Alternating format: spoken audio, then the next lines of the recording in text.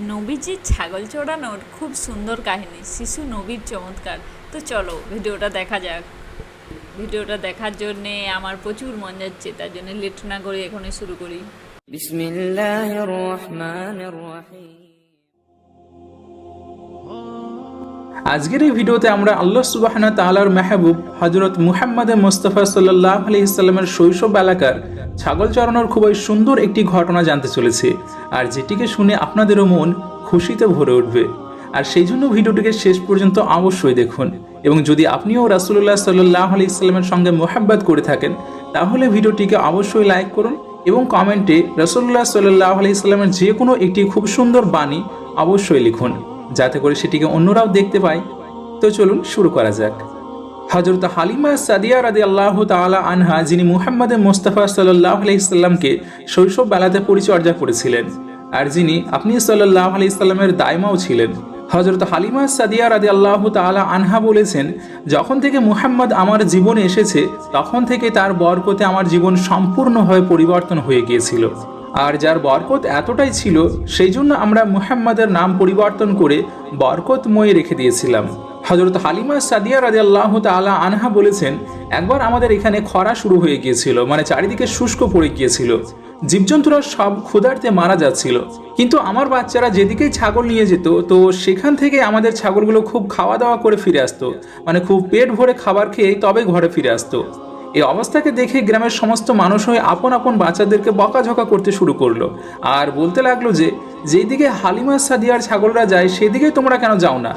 আর যার পর থেকে গ্রামের অন্যান্য ছেলেপিলেরা হালিমা সাদিয়ার বাচ্চাদের পিছন পিছন ছাগল নিয়ে যেতে শুরু করলো, আর তারা সকলে সেই ছাগলগুলোকে একসাথে চড়াতে শুরু করলো, মানে হালিমার ছাগল এবং গ্রামের অন্যান্য মানুষদের ছাগলগুলো একসঙ্গে চড়তে শুরু করলো।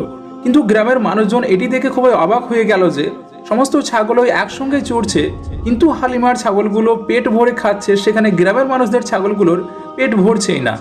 আর যেটিকে দেখে হালিমা সাদিয়া রাদিয়াল্লাহু তাআলা আনহা বলতে লাগলেন, এগুলো সব কিছুই আমিনার লাল মুহাম্মাদের বরকত। শুধুমাত্র এতটুকুই নয়, হালিমা সাদিয়া বলেছেন, যখন গ্রামে কোনো কারোর ছাগল অসুস্থ হয়ে পড়তো তখন গ্রামের মানুষরা সেই ছাগলকে নিয়ে আমাদের ঘরে চলে আসতো, আর তখন মুহাম্মাদের সেই নরম হাতের স্পর্শ ছাগলের ওপর বুলিয়ে নিত, আর যার পর সেই ছাগল সঙ্গে সঙ্গে সুস্থ হয়ে যেত। শুধুমাত্র এতটুকুই নয়, গ্রামে যদি কোনো বাচ্চা অসুস্থ হয়ে যেত তখন সেই অসুস্থ বাচ্চার উপরেও মুহাম্মাদের সেই নরম হাত বুলিয়ে দিত, আর যার পর সে একেবারে সুস্থ হয়ে যেত। আর এমনইভাবে শিশু নবী হালিমার ঘরে যত্ন পেয়ে বড় হয়ে উঠছিলেন। আর যখন আপনার বয়স 3 বছর হয়ে গেল, তখন একদিন হালিমা সাদিয়ার নিজের মেয়ে তার মাকে বলতে লাগলো, মা, আমার সেখানে ভাই মুহাম্মদকে ছাড়া মন বসে না। ওগো মা, তুমি একটি কাজ করবে, যখন আমি ছাগল চড়াতে যাব তখন আমার ভাই মুহাম্মদকেও আমার সঙ্গে পাঠিয়ে দেবে। তো এটি শুনে হযরত হালিমা সাদিয়া রাদিয়াল্লাহু তাআলা আনহা বলতে লাগলেন, সে এখন অনেক ছোট আছে আর সে খুবই নাজুক হয়ে আছে, যদি সে রৌদ্রতে পুড়ে যায়, দেখো কত সুন্দর মিষ্টি চেহারা তার, আমি তাকে কখনোই কষ্ট দিতে পারবো না, সে তো আমার শেহজাদা। যদি জঙ্গলে যাওয়ার সময় মুহাম্মদের পায়ে কোনো কাঁটা ফুঁড়ে যায় তাহলে? সে এখন খুবই ছোট আছে, আর এই জন্যই আমি তোমার সঙ্গে তাকে জঙ্গলে পাঠাতে পারবো না। জঙ্গলের জীবজন্তুরা তাকে বিপদে ফেলে দেবে, আর সেগুলোকে দেখেও মুহাম্মদ খুবই ভয় পেয়ে যাবে। এবার মায়ের মুখের এমন কথা শুনে হালিমা সাদিয়ার মেয়ে বলতে লাগলো, হ্যাঁ গো মা, তুমি রোদ্দুরের কথা বলছো? যখন আমি আমার ভাইয়ের সঙ্গে বাইরে বেরোই তখন আমাদেরকে আকাশের মেঘ এসে ছায়া করে থাকে, আর তুমি জঙ্গলের জানোয়ারদের ভয় দেখাচ্ছ? তাহলে তুমি শুনে রাখো, জঙ্গলের জীবজন্তুরা এসে ভাই মুহাম্মাদের গালে চুমু দিয়ে যায়, সেই জীবজন্তুরাও তাকে সাজদা করে। শুধুমাত্র এতটুকু নয়, যখন আমি মুহাম্মদকে সঙ্গে নিয়ে যাই তখন আমার কাজগুলোও খুবই সহজ হয়ে যায়, তখন আমার ছাগলগুলোও আর অন্য কোথাও পালিয়ে যায় না। যখন হালিমা সাদিয়ার কন্যা বারবার তার মাকে ফোর্স করতে থাকলো, তো শেষ পর্যন্ত হালিমা সাদিয়া তাকে অনুমতি দিয়ে দিলেন, আর তার পরের দিন থেকে হযরত মুহাম্মদ সাল্লাল্লাহু আলাইহি সাল্লাম আপনার বোনের সঙ্গে জঙ্গলে ছাগল চড়াতে যেতে থাকলেন। আর যখন রোদ্দুর প্রখর হতো তখন আসমানের একটি মেঘ এসে আপনাকে ছায়া করতে শুরু করত, আর এমনইভাবে প্রায় কয়েকদিন পর্যন্ত আপনি সাল্লাল্লাহু আলাইহি সাল্লাম সেই বোনের সঙ্গে ছাগল চড়াতে যেতে থাকলেন। কিন্তু এরপর হযরত হালিমা সাদিয়া রাদিয়াল্লাহু তাআলা আনহা পুত্র মুহাম্মদকে থামিয়ে নিলেন, আর বললেন যে তুমি আজকের পর থেকে আর কখনোই ছাগল চড়াতে যাবে না, কেননা তোমাকে আর আমি কষ্ট দিতে পারবো না। ও আমার পুত্র, আমি খুবই মোহাব্বত করি তোমাকে, আর সেই জন্য এক মুহূর্ত আমার কাছ থেকে তুমি দূরে থাকো সেটা আমার একদমই ভালো লাগে না। আর যদি বলো অন্য কথা, তাহলে তুমি আমার কাছে একটি বিশেষ দামি আমানত হয়ে আছো। আজকের পর থেকে আর তুমি কখনোই ছাগল চড়াতে যাবে না। আর এমনইভাবে হযরত হালিমা সাদিয়া রাদিয়াল্লাহু তাআলা আনহা পয়গম্বর মুহাম্মদ মুস্তাফা সাল্লাল্লাহু আলাইহি সাল্লামকে ছাগল চড়ানো থেকে বিরত রাখলেন। তারপর একদিন আপনি সাল্লাল্লাহু আলাইহি সাল্লাম আপনার বোনের সঙ্গে ছাগল চড়াতে গেলেন না, তার পরের দিনও আপনি ছাগল চড়াতে গেলেন না, এবং তৃতীয় দিনও আপনি ছাগল চড়াতে জঙ্গলে গেলেন না। তো এরপর হযরত হালিমা সাদিয়া দেখলেন তার কন্যা কান্না করতে করতে ঘরে ফিরে আসছে। আর যেটিকে দেখে হালিমা জিজ্ঞেস করলেন, কি হয়েছে, তুমি কাঁদছো কেন? তখন সে মাকে বলল, মা, আমাদের একটি ছাগলকে শিয়ালে ধরে নিয়ে গিয়েছে। যখন তাই হালিমা নিজের মেয়ের মুখে এমন কথা শুনলেন, তো তখন তার চোখেও সঙ্গে সঙ্গে পানি চলে আসলো। এবার পাশেই দাঁড়িয়ে থাকা মুহাম্মদ মুস্তাফা সাল্লাল্লাহু আলাইহি সাল্লাম যখন নিজের মায়ের চোখে অশ্রু দেখলেন, তখন আপনি সাল্লাল্লাহু আলাইহি সাল্লামের চোখ থেকে অশ্রু ঝরতে শুরু করলো। কেননা আপনার হৃদয় খুবই নরম ছিল, কারোর দুঃখকে আপনি সহ্য করতে পারতেন না। আর সেখানে দায় হালিমা, সে তো আপনার মা ছিল। এরপর শিশুনবী বলতে লাগলেন, আম্মি জান, তুমি কান্না কেন করছো? তখন হালিমা সাদিয়া বলতে লাগলেন, ও আমার মুহাম্মদ, আমাদের একটি ছাগলকে জঙ্গলের একটি শেয়াল ধরে নিয়ে গিয়েছে, না জানি এখন তার সঙ্গে কি কি করবে সে। এটিকে শুনে দয়ার নবী রাসূলুল্লাহ সাল্লাল্লাহু আলাইহি সাল্লাম নিজের মাকে বলতে লাগলেন, আম্মি জান, আপনি কান্না বন্ধ করুন, আমি এখনই গিয়ে সেই ছাগলকে নিয়ে আসছি। এটিকে শুনে হালিমা সাদিয়া বলতে লাগলেন, না, তুমি কখনোই জঙ্গলে যাবে না, সেখানকার শিয়ালরা খুবই ভয়ানক হয়ে থাকে, কোথাও তারা তোমার উপরেই না আক্রমণ করে দেবে। আর এমনইভাবে দায় হালিমা আপনি সাল্লাল্লাহু আলাইহি সাল্লামকে মানা করতে থাকলেন। কিন্তু আপনি আপনার মায়ের কথাকে সামান্য এড়িয়ে গিয়ে বললেন, না মা, আমি আমাদের ছাগলকে এক্ষুনি গিয়ে নিয়ে আসছি। আর যার পর রাসূলুল্লাহ সাল্লাল্লাহু আলাইহি সাল্লাম জঙ্গলের দিকে নিজের ছাগলকে খোঁজার জন্য চলে গেলেন। আর জঙ্গলে পৌঁছেই একটি কথা বললেন, হে সমস্ত জঙ্গলের জীবজন্তু এবং পশু পাখিরা, তোমরা সকলে এখানে চলে এসো আর বলো আমার মায়ের ছাগলকে কে নিয়ে গিয়েছে। আপনার কণ্ঠ শোনা মাত্রই সমস্ত জীবজন্তুরাই চলে আসলো এবং আপনাকে দেখে তারা সালাম করতে লাগলো। তারপর আপনি সাল্লাল্লাহু আলাইহি সাল্লাম বললেন, হে জঙ্গলের জানোয়াররা, আমার মায়ের ছাগলকে পুনরায় ফিরিয়ে দাও। আপনি সাল্লাল্লাহু আলাইহি সাল্লাম শুধুমাত্র এতটুকুই বললেন, তো জঙ্গলের সমস্ত জীবজন্তুরা সেই ছাগলকে সঙ্গে করে নিয়ে আপনার কাছে দৌড়ে চলে আসলো আর আপনার পায়ের কাছে মাথা নিচু করে সালামি দিতে শুরু করলো। আর কোনো কিছু না বলে সেই শিয়ালটিও আপনার চরণতলে বসে গেল আর খুব আদবের সাথে বলতে লাগলো, হে প্রিয় রসুল, আপনার উপর আমাদের জীবন কোরবান হয়ে যাক। শুধুমাত্র এতটুকু শোনার পর আপনি সাল্লাল্লাহু আলাইহি সাল্লাম বলতে লাগলেন, হে জঙ্গলের জীবজন্তুরা, তোমরা কি জানতে না যে এই ছাগলটি আমার মা হালিমার?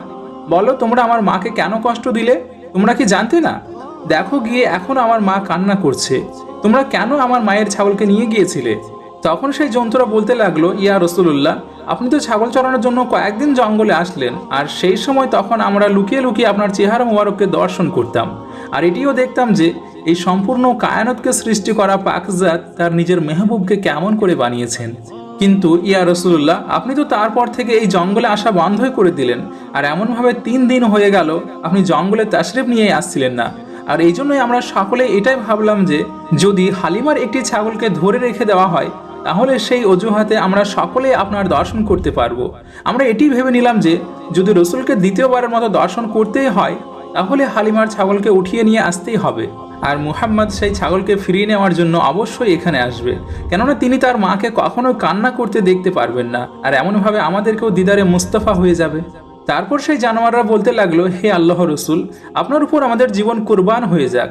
এখানে এই ছাগলকে ধরা এক বাহানা ছিল, কিন্তু আমাদের উদ্দেশ্য ছিল আপনার চেহারা মুবারকের দর্শন করা, আর এই জন্যই আমরা আপনার আম্মার ছাগলকে নিশানা বানিয়েছিলাম।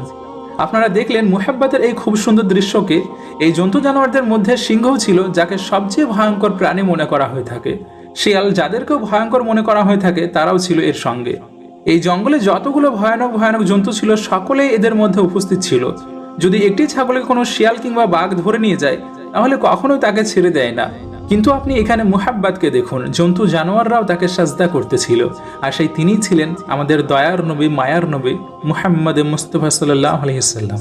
আর সেই মহামানবের ওই উম্মত আমরা কোনো কিছু না পারলেও শুধুমাত্র এইটুকুর জন্যই নিজেকে গর্ব করব।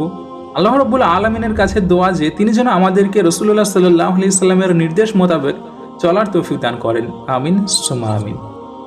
আমরা আশা রাখছি আজকের এই ভিডিওটি আপনাদের অবশ্যই ভালো লেগেছে। আর ভালো লাগার সবচেয়ে খুব সুন্দর প্রকাশ এটি যে আপনি ভিডিওটিকে লাইক করে আপনার প্রিয়জন এবং ফ্যামিলির মাঝে শেয়ার করুন।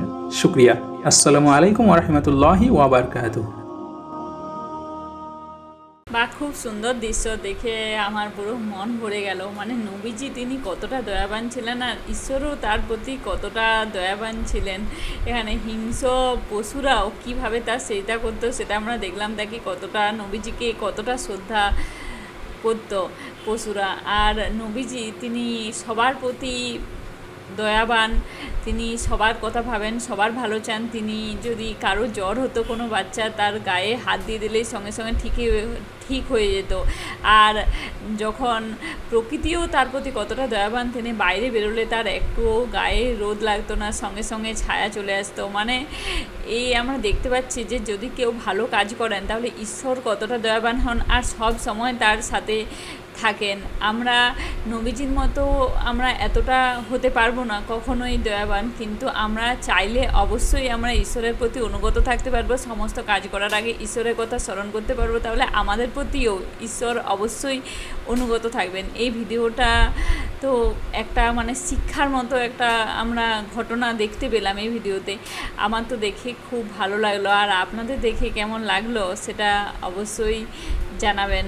সবাই খুব ভালো থাকবেন, সুস্থ থাকবেন আর দেখতে থাকবেন আমাদের চ্যানেল। আর আমরা আবার কী কী ধরনের ভিডিও দেখব সেটাও অবশ্যই কমেন্ট করে জানাবেন। টাটা।